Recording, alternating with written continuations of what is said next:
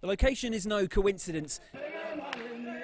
The very Lon Min mine where police shot dead 34 miners nearly 18 months ago.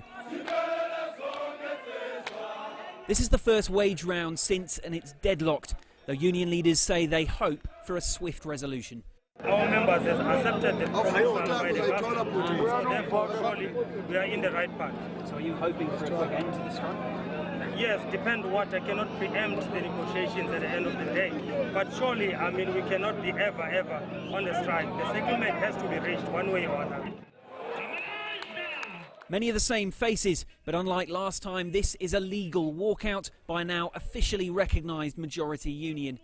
That status gave AMCU the only place at the negotiating table several months ago.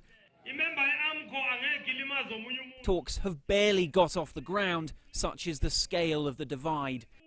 The industry is used to stoppages, but since a 79-day strike at one platinum mine late last year, bosses are worried. Some of the mining companies have indicated already that some of their mines are already loss-making. Some of their mines are breaking even, but if there's strike action, it will just tip the scales and all these operations will become loss-making. Investors are well aware of that. Some fund managers have imposed a ban on putting money into mining stocks here.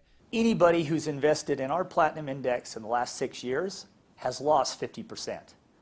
Everybody who has invested in our gold index in the last 10 years has lost 75%. That's pretty strong negative returns. Now, there's nobody that invests in a sector that is so dicey, so volatile. The stakes are high for CEOs, for unions, and for South Africa's already stagnant economy.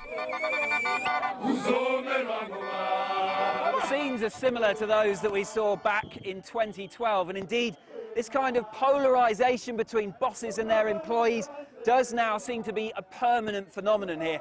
That has investors running, and it has mining bosses claiming at least that if this one drags on, there may not be much of a platinum industry left by the end of it. Guy Henderson, CCTV in South Africa's Northwest Province.